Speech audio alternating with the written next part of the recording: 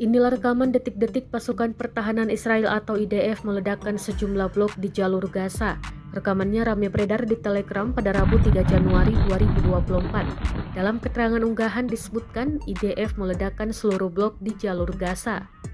Seorang tentara Israel berbicara di depan kamera sebelum blok di belakangnya diledakkan. Hanya dalam hitungan detik jalur tersebut sukses diledakkan. Kepulan asap tebal tampak jelas.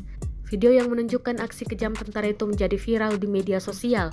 Selain itu juga dikabarkan Israel membunuh wakil pemimpin Hamas, Saleh Al-Arouri, dalam sebuah serangan pesawat tak berawak di Beirut, Lebanon, Selasa malam waktu setempat.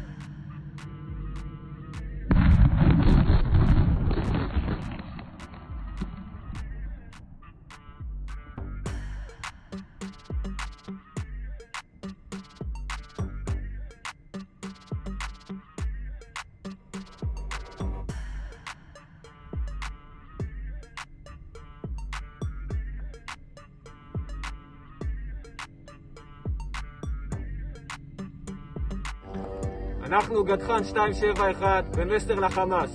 למרות ה-7 באוקטובר, למרות עשרות ימי לחימה ברצועה, אנחנו מוכנים לדבר על סולחה, על חשיבה מחדש, בנייה מחדש, שיקום הרצועה.